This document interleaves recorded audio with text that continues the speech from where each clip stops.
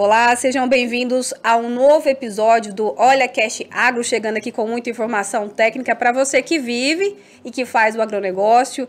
E nesse episódio, gente, eu recebo aqui uma pessoa muito especial, uma mulher muito especial, daquelas fortes mesmo, daquelas que eu gosto, vocês sabem como é que é.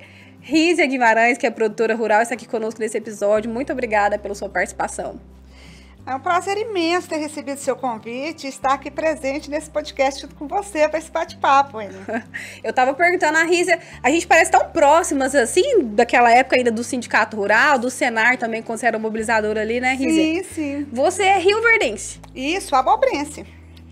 Que a gente vê tanta gente de fora que vem pra cá e parece que é rioverdense, mas você não, você é daqui mesmo, raiz. Sim, eu nasci em Rio Verde, eu sou filha de rioverdense e abobrense, mas o meu pai é nordestino. Aí, então, tá vendo? Tem um pezinho. Isso, eu sou filha de goiana com um nordestino.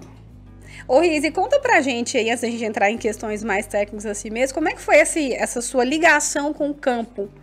Já vem do seu pai, é de família ou é já na sua geração que iniciou? Da minha mãe. Então, a minha mãe, ela vem de uma família tradicional de Rio Verde. Os pais sempre foram produtores rurais. Minha mãe e meu pai, por um período da vida, também foram produtores rurais. Eu voltei para a atividade quando eu me casei. Então, há 33 anos aqui atrás, e a gente empreendeu na área pecuária. Então, assim, meu esposo recebeu uma propriedade do pai dele.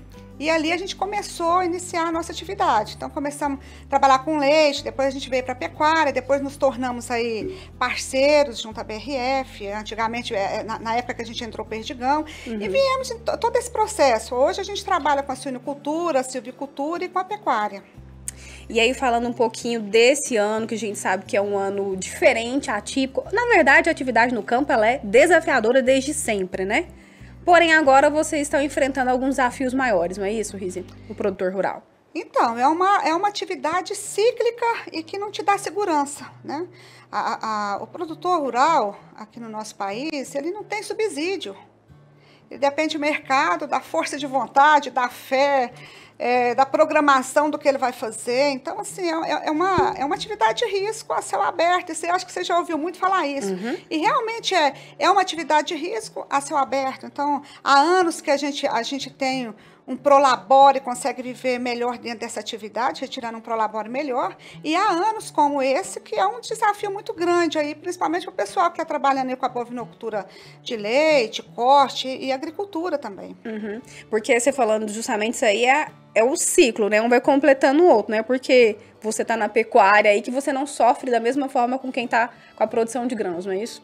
Não, com certeza. Isso afeta todos, afeta toda a cadeia, né, Wênia? Porque quando a gente fala que a agricultura vai mal, todo o setor e toda a sociedade entra nesse ciclo aí de dificuldade financeira mesmo, né? Porque a gente tem dívidas que a gente faz para produzir e que esse produtor tem que pagar isso, então ele tem todo um planejamento que de repente não vai dar certo e há recuo de mercado. E esse recuo é imperdoável. Não tem como falar, o produtor tirou X desse dinheiro para ser aplicado, mas ele aplicou e não tem o preço nesse produto. E ele tem que arcar com esse prejuízo. E ele tem que pagar o que ele está devendo. Então, assim, é muito complicado isso. E isso afeta a todos, afeta o pecuarista. A pecuária, quem está trabalhando aí com confinamento, com semi-confinamento, está amargando prejuízo. Porque a gente saiu de uma situação aí do preço da arroba, chegar aí a 320 a arroba do boi, e hoje está aí 220, 218. Então, um prejuízo aí amargando de R$100. E junto a isso, ele não tem baixa no produto dele, não no produto. Ele não teve recuo de preço nas rações, nos insumos que ele comprou para que levasse essa engorda desses animais. E isso é um prejuízo. Né? Isso a gente nem vai jogar na agricultura também, porque o prejuízo está enorme também. A gente viu o governador Ronaldo Caiado assinou, né, um decreto estadual na semana passada, em poucos dias, e a gente tem visto muito o pessoal falar de alongamento de dívidas e renegociação, né, Rízia? Você acredita que nesse momento é um assunto em que o produtor, às vezes, ele tem que realmente prestar atenção? Com certeza. Isso é uma coisa assim, fácil da gente analisar, porque se você tem uma conta a pagar e você não tem um dinheiro para pagar aquela conta, querendo ou não, você vai ter que dividir isso, você vai ter que arrastar isso para frente. E isso não facilita a vida de ninguém. Porque a sua dívida está ali, ela é existente. Ela não vai se tornar inexistente. Tem que pagar. Tem que ir com aquilo Tem que ali, pagar, né? ele vai ter que pagar. Ou a curto ou a longo prazo, ele vai ter que arcar com isso. Ô, Riz, e aí falando, você falou agora há pouco de incentivos, né? De busca de apoio mesmo. Você esteve em outros momentos aqui em Rio Verde, desbravando caminhos aí até dessa liderança feminina no campo, trazendo... colocando seu nome à predisposição para a presidência do Sindicato Rural de Rio Verde, que é um sindicato rural muito forte, a gente sabe, né, a atuação dele. E foi encarado daquela forma de uma maneira até pioneira. Eu queria que você comentasse como foi esse processo, né, e como isso também pode motivar outras mulheres a fazerem o mesmo. Wênia, eu acho que todo mundo que participa das instituições, ele tem que olhar com gestão também. Então, assim, eu estive presente em várias situações dentro do sistema patronal sindical, participei de muitas ações, participei das mobilizações, dos treinamentos aqui no nosso município, e foi uma época, isso há uns 18, 19, quase 20 anos aqui atrás, que a gente tinha pouca tecnologia, a gente vinha de uma situação que o produtor focava muito no trabalho dele, mas às vezes não focava tanto nessa representatividade. E isso acaba que é uma coisa importante da gente olhar. Uhum. Então, foi um momento que eu tomei a decisão de juntar um grupo de amigos para a gente concorrer ao Sindicato Rural. É uma política diferenciada, porque é uma política classista, também muito importante para o nosso setor. E quando eu falo nosso setor, eu falo que também é importante para a sociedade, né? Porque quando o setor vai bem, a gente sabe que isso reflete em todos.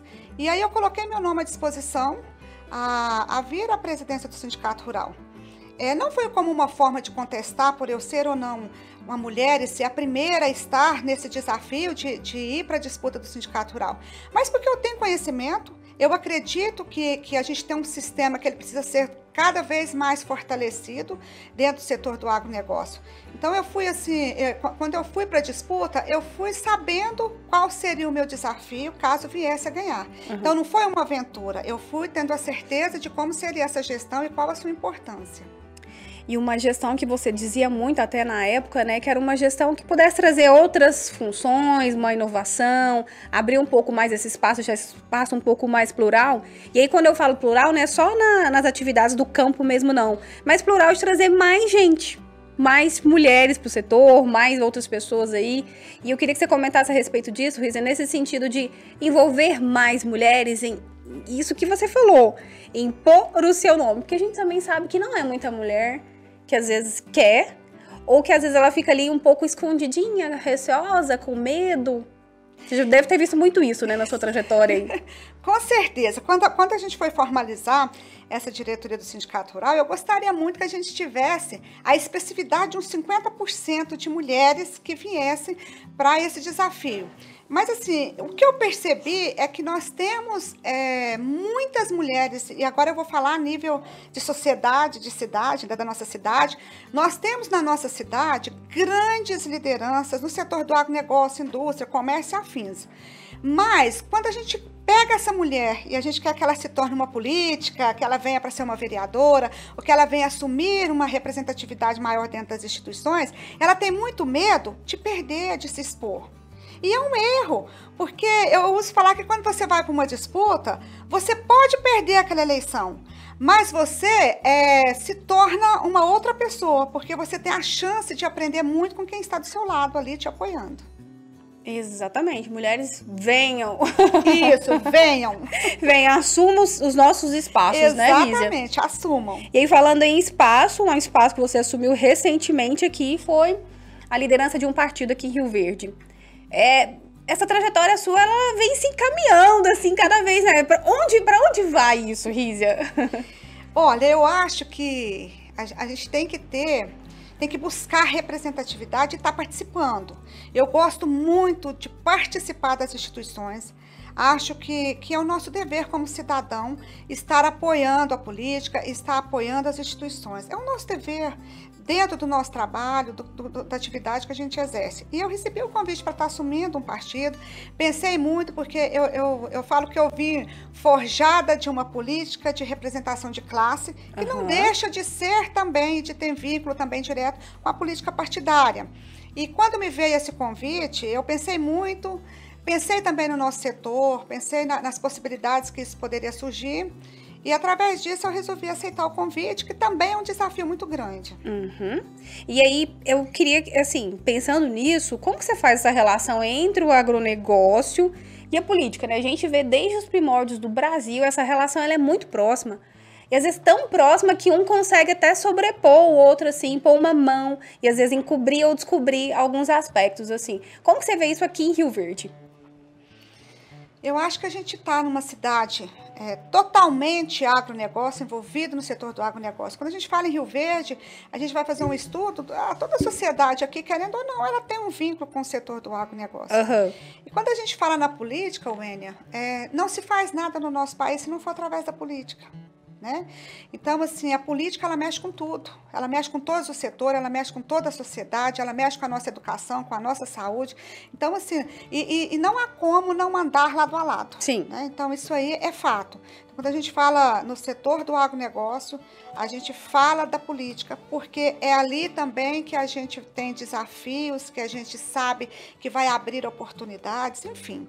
Não tem como, e eu acho que não é só no agronegócio, não. Eu acho que todos os setores que a gente tem, querendo ou não, ele está chancelado à política. E como nós veremos Rízia daqui a 4 meses, 5 meses, assim? Pré-candidata, já tem isso daí na sua mente? Em que cargo? Ou ainda isso não está desenhado? Não está desenhado ainda, tá? Eu vou te falar o que eu assumi é só mesmo ser presidente desse partido, direcionar ele para o setor do agronegócio, tá?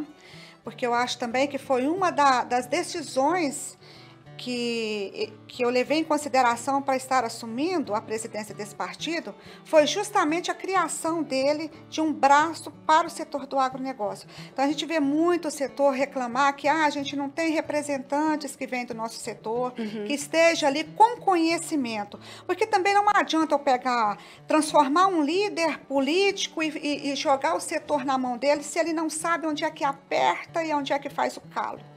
Então, é muito importante que a gente tenha pessoas direcionadas na política de cada segmento, mas que ele também sinta essas dores. Então, assim, daqui 4 meses a gente tem muita água ainda para passar aí por debaixo da ponte, então não tem nada ainda desenhado. O desenho que eu te falo com certeza que eu já desenhei é a gente ter a política e ter dentro dela esse braço de representação do setor. E às vezes até sabe um pouquinho, mas em alguns momentos escorrega, né, Rízia? Como a gente viu aí no final de 22, a taxa do agro, não é verdade? Que pegou vocês aí até um pouco, né, de surpresa que o governador fizesse isso. E agora ele tem usado aí os argumentos de que a taxa tem sido realmente utilizada a favor da classe. Você enxerga dessa forma? Wênia, quando a gente fala em imposto, eu não sou contra o imposto. Desde que ele seja revertido de fato. Então, quando a gente pega aí países de primeiro mundo aí, que tem uma taxa, às vezes, de impostos até maior que a nossa, mas quando você vê a qualidade de vida daquela sociedade, você sabe que fez valer aquele imposto. Agora, o que acontece que revolta é quando há taxação e a gente não vê esse retorno. A gente não vê esse retorno nem para o nosso setor e nem para a sociedade. Né? Então, isso eu sou contra. Taxar impostos sem fazer a devolutiva. E é o que a gente espera que não aconteça, principalmente num estado como o nosso, né? Exatamente. Ô, Rízia, relembrando um pouquinho sua trajetória ali, ainda como mobilizadora, você conheceu muita gente, não é verdade? Muitas histórias inspiradoras de homens, de mulheres. Foi muito tempo de cenar, né? Olha, eu falo que foi uma vivência que eu vou ter história para contar para os meus netos, para os meus bisnetos. Quando eu entrei no cenário, eu peguei um cenário do setor do agronegócio sem uma definição clara, sabe, assim, para onde vai o setor do agronegócio? Eu me lembro que a primeira vez que a gente ouviu falar numa agricultura de precisão, a gente viu falar isso vindo de países de primeiro mundo. Então, quando a gente pegava o pacote de agricultura de precisão, a gente falava, meu Deus, isso aqui para chegar aqui, isso vai demorar décadas para que isso aconteça. Porque até as primeiras agriculturas que aconteceu aqui, que a gente falava de precisão, mas quando a gente, com conhecimento e olhar, a gente estava muito longe disso, né? E hoje a gente está assim tão próximo, né? A gente já está concorrendo de igual para igual aí, com muitos países desenvolvidos, né? Isso é um motivo de orgulho para a gente. Mas assim, eu conheci grandes produtores rurais, pequenos, médios, produtores rurais que eram pequenos e que hoje são grandes, são gigantes, isso é um motivo de orgulho muito grande. Então, quando eu olho essa trajetória para trás, até chegar até aqui, eu tenho orgulho muito desse setor. Então, eu trabalhei aí com agricultura familiar, um período, eu trabalhei acho que quase uns 10 anos junto com a agricultura familiar, e hoje eu vejo pessoas que tinham aí 4, 5 alqueires e que hoje sobrevive bem, que produz muito leite dentro dessa mesma área, que vem se tecnificando, se qualificando. Então isso ninguém te tira, né, Wênia? Isso é extraordinário. É vida, né? É vida, é vida. E sobre a capacitação no campo, que eu sei que vocês também enfrentam, assim, desafios às vezes, querer uma mão de obra mais qualificada, o Senar entrava nesse ponto aí, entra até hoje nesse ponto, né, Rízia? Sim. Mas ainda assim continua sendo um gargalo nosso? Wênia, eu vou te relatar assim, o que eu observo. Quando a gente vai na Tecnoshow, você vai pegar lá lançamento top de máquinas agrícolas, certo? Então você vai pegar lá máquinas que faz toda uma eficiência produtiva. E o ano seguinte essas máquinas chegam no campo e vai chegar na mão desses operadores. Certo. É aí que eu acho que a gente precisa estar atento a isso. Por quê? Porque você vai pegar uma tecnologia de primeiro mundo que teve todo o desenvolvimento para se criar aí um GPS com eficiência, uma máquina, um pulverizador, uma colheitadeira que vai te dar uma eficiência tremenda, uma perca reduzida aí quase a zero, né? E aí vai chegar na mão do operador. Então eu uso falar assim, e aí quando ele chega lá? Estamos realmente com essa mão de obra preparada para receber toda essa tecnologia? Não estamos, Wênia. Eu vou te falar com quase certeza que não estamos. Quando a gente pega um GPS de máquinas aí de pulverização, que ele faz toda a eficiência, que até aqueles bicos laterais ali estão todos vinculados ao GPS, que ele vai jogar com eficiência aquela quantidade daquele produto. Mas eu vou perder o sinal desse GPS. Será que o meu operador está preparado para buscar sinal ali e fazer toda a reconfiguração? Muito pouco ainda. Então, a gente ainda tem muito o que trabalhar em cima dessa capacitação de mão de obra. Eu uso falar que a gente tem que estar atento, principalmente na nossa cidade, para que a gente criasse treinamentos, não há treinamentos não, curso, que a gente criasse cursos de formação profissional rural. Isso é difícil porque é uma coisa muito cara, porque a gente precisaria de máquinas à disposição para que a gente formasse um operador de máquina, que não é fácil. Então, assim, eu acredito que para a gente formar um operador de pulverização, que ele tenha conhecimento da máquina, do GPS, da parte operacional dessa máquina, levaria aí em torno de uns 6 a 7 meses para que ele pudesse subir nessa máquina e realmente fizesse essa eficiência. Então, eu acho que a gente está caminhando para um determinado caminho que a gente vai ter que atentar para essa educação dessa mão de obra, porque vai ser educacional. É como se fosse, vamos parar agora e vamos focar nisso aqui, porque senão depois não tem como avançar. Não tem como avançar. E não tem como mesmo, porque a gente pega pessoas aí, isso eu falo de vivência, que às vezes quando você vai oferecer para ele um treinamento de GPS, ele tem medo. Por quê? Porque ele sabe trabalhar aquele GPS já configurado, tudo ali pronto. Entendi. Mas ele tem a consciência que se ele perder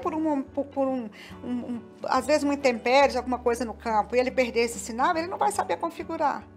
Né? Então, assim, a gente precisa atentar para a mão de obra qualificada. Esse a gente ainda falta muito, e não é só no setor da agricultura, não. A gente também tem dificuldades, às vezes, de encontrar mão de obra qualificada, tanto na pecuária, na suinocultura e afins. Né? E você falou em pecuária, eu queria te perguntar a respeito da pecuária, você falou que é uma área que vocês têm investido bastante na propriedade, né? Qual é o caminho que vocês têm desenhado para esse futuro de vocês aí na pecuária? Então, Wênia, quando a gente fala em proteína animal, que é o caso da pecuária, da suinocultura, avicultura, nós temos aí acho que já passou de 7 bilhões de pessoas no mundo para alimentar. Não tem como a gente... E eu vou falar isso e às vezes eu vou ser penalizada aí por alguns que vai assistir nosso podcast, mas não tem como a gente alimentar o mundo sintropicamente. Plantando, às vezes, ali com...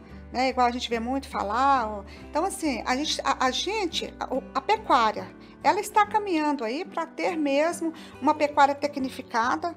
A gente está caminhando para que a gente tenha mais tecnologia na engorda desses animais e que a gente tenha uma organização dessa cadeia. Eu ainda opinião pessoal minha, a gente ainda tem muito para avançar dentro da pecuária, porque a gente tem que determinar essa cadeia. Né? Então, quem é que vai produzir quem é que vai fazer a recria, quem é que vai engordar.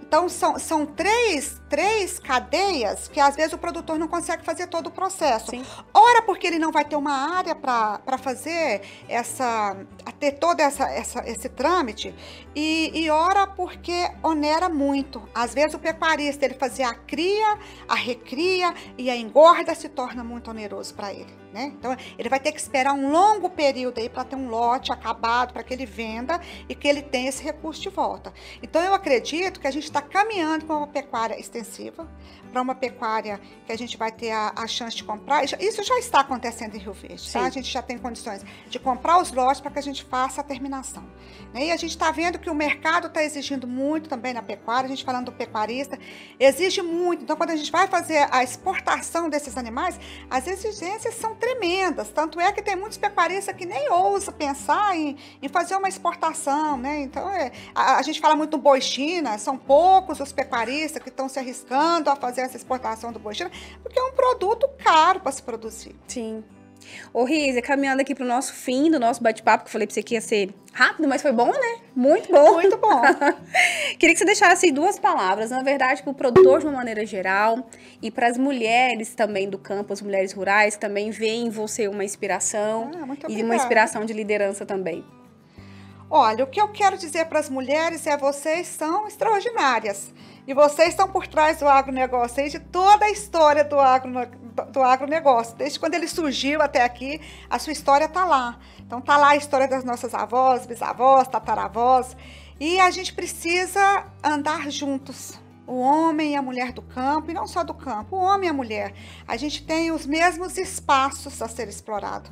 E a gente precisa andar de mãos dadas. Palavra sábia de Rízia Guimarães, produtora rural, que nós ouvimos aqui nesse episódio do podcast. Mais uma vez, muito obrigada. E eu me despeço de você já te pedindo aí, né? Compartilhe, curta, envie para outras pessoas. Tem mulheres, tem homens que precisam ouvir esse bate-papo nosso aqui. E eu te espero em mais um episódio do OlhaCast Agro.